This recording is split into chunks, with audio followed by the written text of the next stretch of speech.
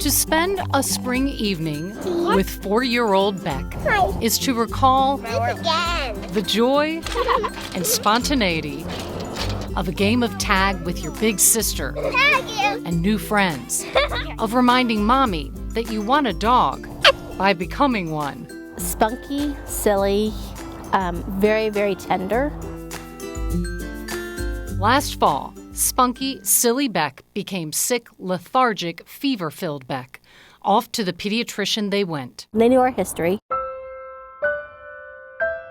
Susanna Needham tried not to dwell on her history, but she was confronted by it when Beck was diagnosed with leukemia at Children's Healthcare of Atlanta.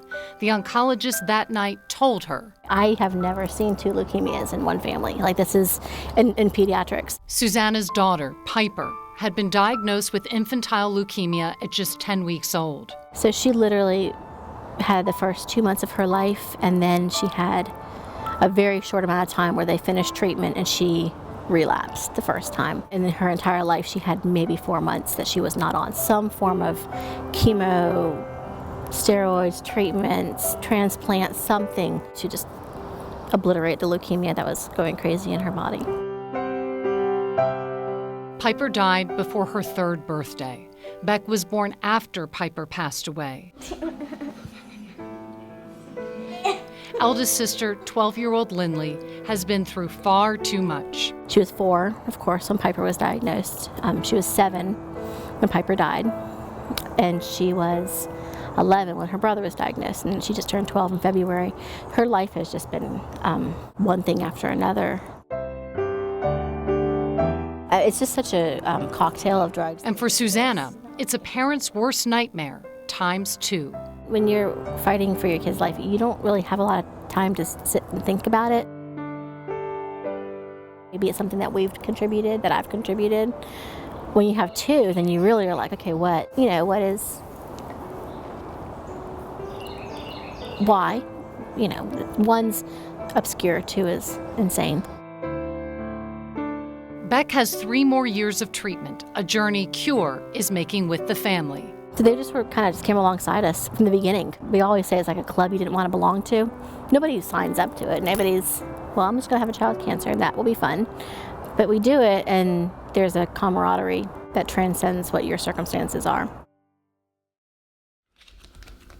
It seems impossible, but the person at this table with the sweetest face is a card shark.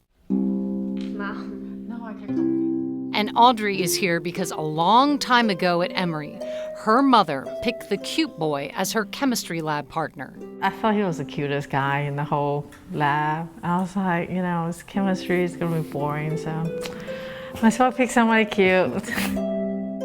That lab pick led to marriage and a son and daughter.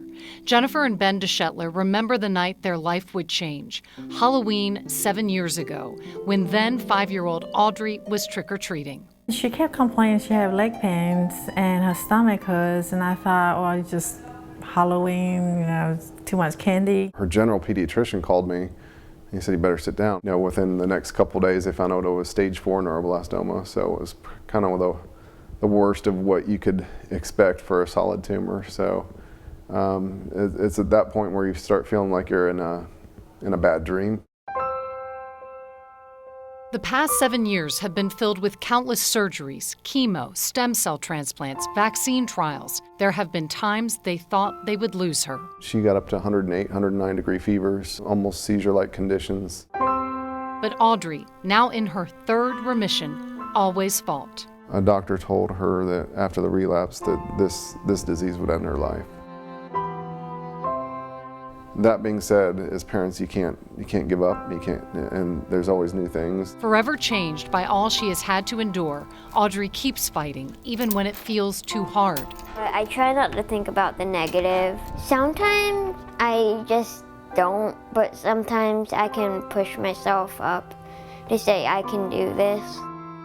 She wants to help end suffering for other kids. I want to be a pediatric robotic surgeon, but maybe a professor, to one day make a cure for all childhood cancer to just end.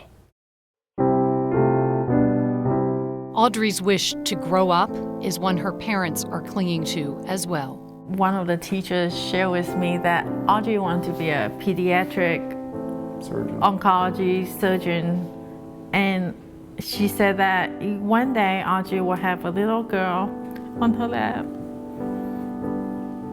and say, I know how it feels. I have went through this, and I have the cure, so we don't have to go through what I did, what I had to go through. And I'm holding that picture in my mind. CURE's mission is to make that dream come true by funding millions of dollars in research each year so that Audrey can become a pediatric robotic surgeon or professor. So that Beck can get a dog, Mom. I win. So that Lindley can grow up with her little brother. These kids and their families never give up, and neither will CURE until each child with cancer has the chance to grow up.